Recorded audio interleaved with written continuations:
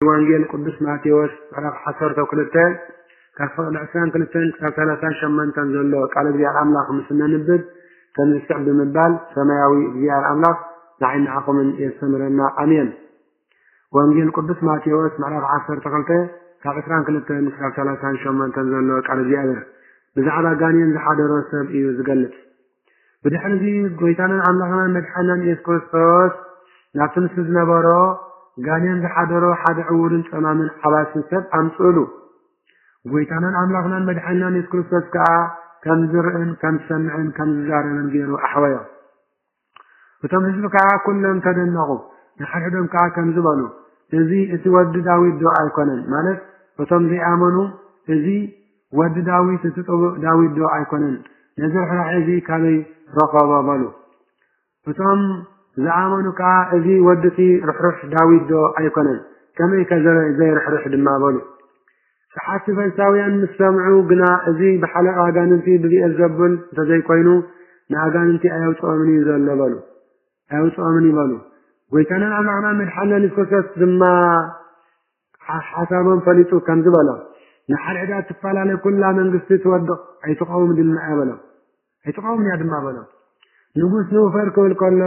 ሰራዊት ኣይንውፈር እንተበለ ትወድቕ ለና ንሓድሕዳ ትፈላለ ከተማ ወይ ከዓ ቤት ኣይትቀውም እያ። ናይ ከተማ ሽም ንውፈር ክብል ከሎ ህዝቢ ድማ ኣይንውፈር እንተበለ ኣቦ ስድራ ንውፈር ክብል ከሎ እታ ስድራ ድማ ኣይንውፈር እንተበለት ኣይትቀውም እያ በሎ። ንሰይጣን ከዓ ሰይጣን ዘውፅኦ ካብ ኮነ ንሓድሕዱ ተፈላለየ ማለት እዩ። ማለት ሓደ ሰይጣን ኣብ ሓደ ሰብ ክሓድር ንሰብ ክሕምም እንተደለየ ካልእ ሰይጣን ድማ ዝኽልክሎ እንተኾይኑሲ ንሓድሕዱ ተፈላለየ። ከምኡውን ሓደ ሰይጣን ንሰብ ከስሕት እንተበለ ካልእ ሰይጣን ዝኽልክሎ እንተኾይኑሲ ንሓድሕዱ እምበኣር ተፈላለየ ዘለና። ስለዚ እታ መንግስቲ ከመይ ኢላ ትቐውም? እምበኣር ሰይጣን ዶ መንግስቲ ኣለዎ እዩ እንተበልና እወ ኣዛዝን ተኣዛዝን ሰራዊትን ሓለቃ ሰራዊትን መናፍስቲ ርኩሳን ከም ዘሎ ዝገልጽ ምሳሌ እዩ። ወንጌል ቅዱስ ማርቆስ ምዕራፍ 5 ፍቕዲ 9 ወንጌል ቅዱስ ማርቆስ ምዕራፍ 5 ፍቕዲ 9 ራእይ ዮሐንስ 12 ካብ 8 ክሳብ 10 ራእይ ዮሐንስ ምዕራፍ 12 ካብ 8 ክሳብ 10 ክንምልከት ንኽእል። ንኣብነት ኣቦና ቅዱስ ዮሐንስ ወልደ ማርያም ከም ዝረኣየ ራእይ ማለት እዩ። ኣቦና ቅዱስ ዮሐንስ ወልደ ማርያም ኣዝዩ ናይ እግዚአብሔር ኣምላኽ ኣማኒ ዝነበረ ኣቦ እዩ። ቀደም ግን ኣማኒ ነበረን ወለዱ ድማ ኣብ ጣዖት የምለምልኹ ነይሮም። ኣቦና ቅዱስ ዮሐንስ ወልደ ማርያም ዝረኣየ ራእይ እስከንመልከት። ኣቦኡ ወላዲኡ መምለኺ ጣዖት እዩ ነይሩ። ናብ ጣዖት መስዋዕቲ ከቕርብ ከሎ ድማ ንዮሐንስ ወዱ ሒዝዎ ከይዱ ነበረ። ዮሐንስ ድማ ራእይ ብሕልሙ ይርኢ ነበረ። ማለት ዲያብሎስ ኣብ ዝፋኑ ተቐሚጡ ከሎ ራእይ ረአየ። ከምዚ ድማ ይብል ብዙሓት ልኡኻት ናይ ዲያብሎስ ድማ ዝገበሮ ክፍኣት ግብሪ ፀብፃብ ዝገበሮ ሕማቕ ዝገበሮ ክፍኣት ዝገበሮ ሓጢኣት ዝገበሮ ተንኮል ኣብ ልዕሊ ደቂ ሰባት እነሆ ፀብፃብ ክህቡ ፀብፃብ ከቕርቡ ናብ ሓለቆም ዝኾነ ዲያብሎስ ናብ ሓለቆም ዝኾነ ሳጥናኤል ክቐርቡ ከለዉ ተዓዘበ ኣቦና ዮሐንስ ወልደ ማርያም። ሓደ ካብቶም ልኡኻት ናይ ሸይጣውንቲ ድማ ንጎርለይ በሎሞ ኣተወብል ናብ ናይ ዲያብሎስ ለፅሕፈት ኣተወ። ዲያብሎስ ድማ እንታይ ሰሪሕካ መፂእካ ይብሎ። እቲ ልኡኽ ሰይጣን ድማ ከም ዝበለ ሰብ ሓዳር ሰብኣይን ሰበይትን ኣፃሊኤ ኣፋትሕዮም መፅአ ኣለኹ ይብሎ። ዲያብሎስ ድማ ብክንደይ መዓልቲ ኢሉ ይሓቶ። እቲ ልኡኽ ዲያብሎስ ድማ ብ11 መዓልቲ ይብሎ። ሕራይ ሰሚዕካ ኣለኹ ኣውፅእዎ ድማ ይብሎ። ካልኣይ እቲ ካልኣይ ልኡኽ ሳጥናኤል ድማ መፂኡ ኣተወሞ እንታይ ሰሪሕካ መፂእካ በሎ። ሓለቃ ኣጋንንቲ ዝኾነ ሳጥናኤል ድማ ከምዚ ይብል። እቲ ልኡኽ ድማ ክልተ ኣሕዋት ብምኽንያት ደረት ኣቃቲለ መፂእ ኣለኹ ይብሎ። እቲ ሓለቃ ድማ ብክንደይ መዓልቲ ይብሎ።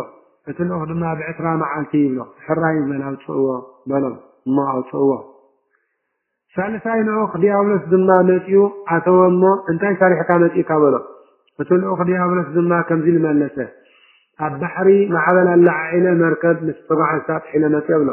ባሕሪ ናይዚ ዓለም ዝምሳሌ እዩ። መርከብ ድማ ናይ ቅድስት ቤተክርስትያን ምሳሌ እያ።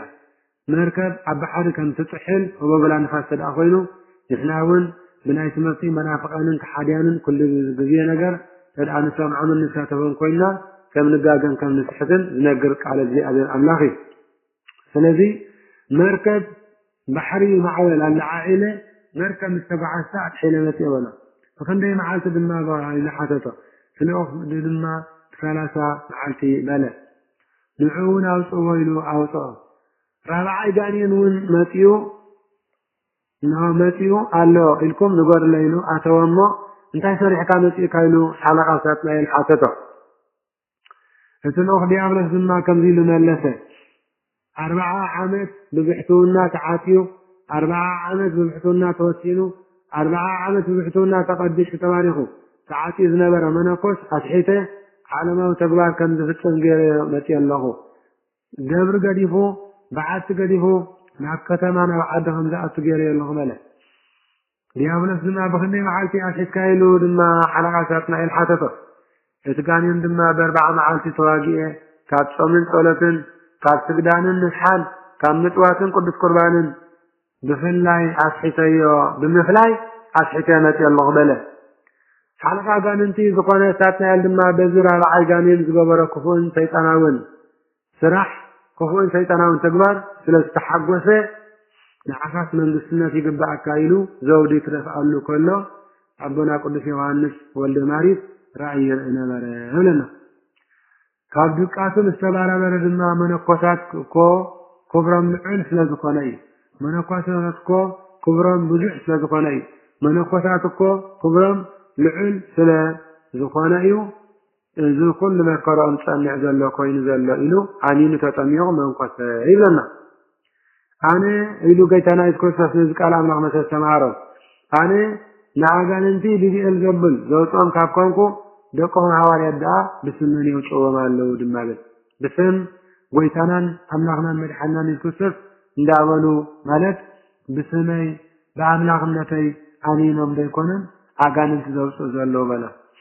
وانجيل قدس لوقاس معرف 10 تفض 10 شعات الملكة سلازم الساتون فرد تقوان خليهم لنا فرد تقوان يقوم بلا قبرها ولا سلسته كالحاديك ساق أسرع قبرها ولا معنا سلسته كالحاديك ساق أسرع جيتنا نعملنا مدحنا نفسه الفصيل كان زبالة أنا أجانبتي بمنفس بسلطان أملاك زوجهم كابكونكو نسقاتكم جنا بحلقة أجانبتي زوجهم كابلكم إنها سلطان أملاك تدفعكم نبغاكم بتحت بلا نعجان انت بمنفس أملاك زوجهم كابكمكم نسخاتكم لما بمنفس أملاك زوجهم من تبلكم إنها من لست أملاك توعبكم قليلا لا نتحيال أقدمك يا أسرك نبيت حيال عاتيو أو كبر بالفضل المانيو والحدق يا الوان تحرزيونا تبيتو الزمن مار ويتانا أملاكنا مدحنا نسكسس لديابلوس بتنسعر السحات أو سنستحارون سيطان كواي رحا إلو سلزباررانيو تنزيلو بمثالي زمهاره لنا وانجيل قدس ماتيوس معراف 4 كالحرق 17 الملكة ويتانا مدحنا يذكر صوت كبر مسكانا يخنو قتيلو كنزوله اتمساي زي كونه مقانا انتيو مالك ببوتا بقداسي بمسكانا مساي زي كونه ريابنس مقانا انتي إلو يبلا اتمساي زي اكتب كعيبتن مالك ببوتان بقداسين بمسكانان مساي زي حابر ديابلس مؤمنان يبتن بهايمانات بقوبعي مساي زي كونه يهودا اسكورتاوي منا مقانا انتي ايو بلا جيتنا إيسوس كريستوس كريستانا يتحيو مقانا انتي بلا سلازي مبعار نسب إله بهايمانات بقوبعي مساي زي حابر يهودا نؤسي بتن مالت يفلم لنا سلازي نسب حاتياتن تعرفن كله كحدقاليو إذن منفس قدس سرفقنا هاي كحدقاليو لكم الله بلا قويتنا إسوسات بار عبد العلم خلصات ذلك قال تزاربك كحدقاليو عبد العلم منفس قدس عبد العلم ملكوت ذلك قال زربا زبالقنا هاي كحدقاليو إيو والدي سقاس لزرفة سب سلازخانة بنستحاي حدقاليو منفس قدس سرفقنا مخنيا سلازي يقولوا هاي كحدقاليو بلا قويتا أبو مو سمركو فتوودي يزيو إلو أبروا يردانس كي مسكرلو منفس قدس بأنسار رقبي ووريدو أبرسو تغميتو كي ترعي كله ንኩልሰት ሕሮቕ ምእቲ ተናሰቢ ዝበለ ክሕደገሉ ኣቦ ብኡ ዝተመርኮ ፍትወደይ እዚ ኢሉ መንፈስ ቅዱስ ድማ ብኣምሳል ርግቢ ወሪዱ ምስ መስከረሉ ብድሕሪ እዚ ዝፀረፈ ግና ኣይክሕደገሉን ይብለና ብድሕሪ ትንሳኤ ማለት ይፀረፈ ኣይክሕደገሉን ወንጌል ቅዱስ ማቴዎስ ምዕራፍ 3 ፍቅዲ 17 ኣብ ዓለም እዚኣ ኮነ ኣብታ ትመፅእ ዓለም ኣይክሕደገሉን ኣብዚ ዓለም እዚ ይኹን ሕራይ ኣብታ ትመፅእ ዓለም ከ ንስሓዶ ኣሎ እዩ እንተበልና ኣብዚ ዓለም እዚ ከሎ ቄነና ንስሓ ተዋሂብዎሲ ጀሚሩ ከይፈፀመ ከሎ እንተመተ መካነ ንስሓ ዝበሃል ስፍራ ስለ ዘሎ እዩ ኣብኡ ንስሕኡ ፈፂሙ ይወድእ ኣብኡ ንስሕኡ ክሳዕ ድወድእ ኣብ ፀንሕ ማለት እዩ ኣብኡ ንስሓኡ ፈፂሙ ይወፅእ ዘለና ወንጌል ቅዱስ ማቴዎስ ምዕራፍ 18 ፍቅዲ 18 ንመልከት ምስጋና ፅሕን ፈጠረላ ኣለ በደልና ምስ ዝገበርናያ ኩሉ ይምዘን በደልና ምስ ዝገበርናያ ኩሉ ይምዘን ኢለና ዝተፈፀመ ጽድቅን ኃጢአትን በፍትሕ እግዚአብሔር ተመዚኑ ጽድቅን ተመዚሑ ሕርገት ኃጢአት ይርከብ ኃጢአት ተመዚሑ ግና ሕርገት ኃጢአት አይርከብን ይብለና ካልኣይ መጽሓፈ ዜና መዋዕል ምዕራፍ 19 ካብ 1 ክሳብ 3 ንመልከት ጽቡቕም ፍሬኡ ብፍሬኡ ዝፍለጥ እምበኣር ነቶኦም ጽቡቕ ገበርዎ ፍሬኡ ድማ ጽቡቕ ክኸውን እዩ ወይ ከዓ ነቶኦም ሕማቕ ገበርዎ ፍሬኡ ድማ ሕማቕ ክኸውን እዩ ከመይ ኦም ብፍሬኡ ዝፍለጥ ትምህርት ክርስቶስ ፈተው ተኣምራቱን ፈተው ወይ ከዓ ትምህርት ክርስቶስ ጽሉ ተኣምራቱን ጽሉ ይብለና ምክንያቱ አይሁድ ጽቡቕ ገብርታቱ እንዳተቀበሉ ትምህርቱ ግና ይጸሉ ስለዝነበሩ ከዚ ዝበለም ወንጌል ቅዱስ ዮሐንስ ምዕራፍ 10 ፍቅዲ 30 ንመልከት በአፍኩምን በልብኩምን ፈተውኒ ወይ ከዓ በአፍኩምን በልብኩምን ጽሉኒ በለም ጎይታና አይሁድ አንቱም ውልድ አትማን አፍ ከምልአት ልቢ ይዛረብሞ ኮፋአት ከለኹም ከመይልኩም ጽቡቕ ምዝራብ ክትቆሉ ከዓበለው ማር ሕያዋይ ሰብ ካብቲ ሰናይ መዝገብ ልቡ ሰናይ ነገር የውፅእ ሰናይ ነገር አውጪ ይዛረብ እቲ ክፉእ ሰብ ግና ካብቲ ክፉእ ሓሳብ ዝሓስብ መዝገብ ልቡ ክፉእ ነገር አውጪ ይዛረብ ይብል ወንጌል ቅዱስ ሉቃስ ምዕራፍ 6 ፍቅዲ 45 ተደኣነ ንስኻትኩምን ተመልኪትና أنا كنا سبات بزاربو زي تكم قال كله بمعال فردي تبتاك هو باليوم لكم الله بلا كمي كاب الزرار بخات صدق كاب الزرار بخاولي خات تقنني لنا ما تنكا كاب قال أفكائي والوانجيل ما تنكا كاب قال أفكائي متحف إياب 15 فقد شدشته متحف إياب 15 فقد شدشته كم أول هيوتن موتن أبقال نسان كائي لنا متحف مستالي 10 شمن تفقد عسان حدن متحف مثالي برا 18 فقد 11 المركز حفار كان كبر كان كاب زربا افكاري لنا نزبلو قالات لويتو غيتانا سوسس تتصدق بقالك تكون عندما بقالك اخا بلا امين تاريخني حدا قداماوي فلاسي عزينا للبب ني حدا بو فلاسي قداماوي زنتا الى معناتيو حدا بحتاوي كاب قدامو تيو ببحثونا ينبر نبره كابتن محبر دما حدا كبتحو كدما إن أبا أجله كما يالله إلو حدثه تنزيل دماء مالك له نساتم دعا بقعات كوينة ماله بلا بدحر ذي بمحضر بحنة حادث ابن بره إحنا بمحضر بحنة حادث ابن بره الجل أخي كما يكون انتبالا نسوس كاب كله بزبالته كاب كله بزبالته بقع كوينة آله بلا شعت بحثاوي معرزيز مقر كاني كله حساسي غنياته لإجل دماء بقع كتب لنا بلا إذا بحثاوي زي كتقلنا كله ويتنا سوس بأمثال نقول في قلة طلنا برمو بس لما نفسه برهان لبيسو أبي يمانو فقوم يلينا بره فقانا بمغنيات انتقانا لنا تقدس قال بزي أرام نحنا فقانا بمغنيات تستزاربو زي كون زربا بمغنيات تستزاربو زي تكم نو زربا اتي زرعي بنبره تشقا تويبوز نبره تشقا أملاخ تويبوز نبره بركة أملاخ حديقو تفليو نبره إلنا تملكت زي كرسيان بمغنياتي كخون زي قبع بمغنياتي كاو أفقوت زي قبع بمغنياتي زي كزارو زي قبع قال بمزراو نو تشقا زي أملاخ تفليو نبره إلنا تملكت زي كرسيان زريها رعني يريم لنا الله تملكتو يعني الحكي ዳይለና ስባሕታዊ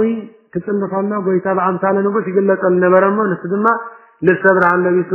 ኣብ የማኑ ቆም ይረአ ነበረ ተኾነ ብምክንያት ተዛረበ ዘይግባ ዘረባ ከም ልማዱ ክጽልፈሎ እታ ዝለብሳ ዝነበረት ልብሰ ብርሃን ካብኡ ተገፊፋ ትኸይድ ባይ ድሕሪ እዚ ሕማቕ ምዝራበይ ፈጣሪ ተቐይምኒ ኢሉ ንስሓ ኣተወ ኣብ 7 ዓመት ድማ ጎይታናን ኣምላኽናን መድሓናን ኢየሱስ ክርስቶስ በአምሳለ ንጉስ ክግለጸሉ ባይ ንሱ ትቅድም ዝለብሶ ዝነበረ ልብሰ ብርሃን ለቢሱ ኣብ የማኑ ቆም ራእየ ስለዚ بتحتنان بقدسنان كنبر فقاد እግዚአብሔር አምላክና ይኹን ክብራን ህዝበ ክርስቲያን በሐቂ بتحتنان بفرح هذه አምላክ كنبر ላይልዑል እግዚአብሔር አምላክና ቅዱስ ፈቃድ ይኹን ስለዝረዳና ዝሐለወና እግዚአብሔር አምላክና ጻሐዮ ክብር ምስጋና ለአምን በቃለ ወንጌል ተቀድስ አሜን ካዝ ቀጥልና ዓመታዊ በዓል ዘሎ ቃል እግዚአብሔር አምላክ ነቀበልኩም ኢና አሜን ለምዕለት 14 ሚያዝያ ዓመታዊ በዓል ዝክሪ ዕራፍቱ ለአቡና ቅዱስ መክሲሞስ ሊቀ ጳጳሳት ዘሀገረ እስክንድርያ እዩ አቡና ቅዱስ መክሲሞስ መበል 15 ሊቀ ጳጳስ ዘሀገረ እስክንድርያ ኮይኑ ዝተሸመ ቅዱስ አቦ እዩ አቡና ቅዱስ መክሲሞስ ካልጻነቶም አትሒዞም በሐያል ጾምን ጸሎትን ስግዳንን استثنى بقدس ዝኾነ ክርስቲያናዊ ስነ ምግባር እዮም ዓብዮም ኩሉ ገብረ ጽድቂ ምስተማሩ ድማ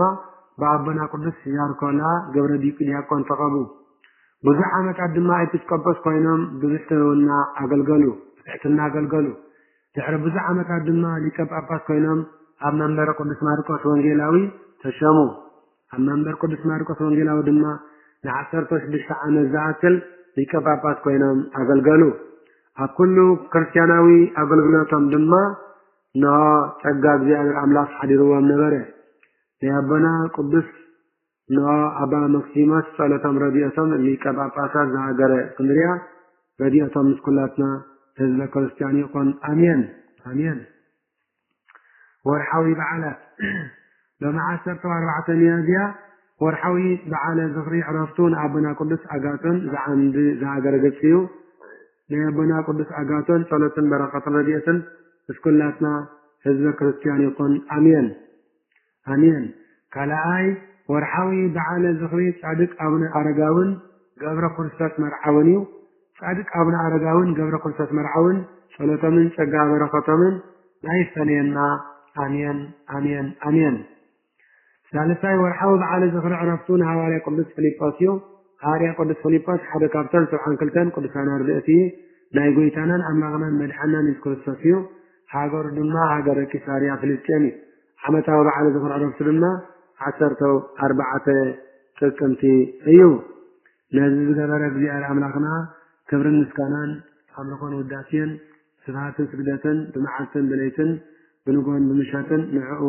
ንእግዚአብሔር አምላክና ይጽአዮ አሜን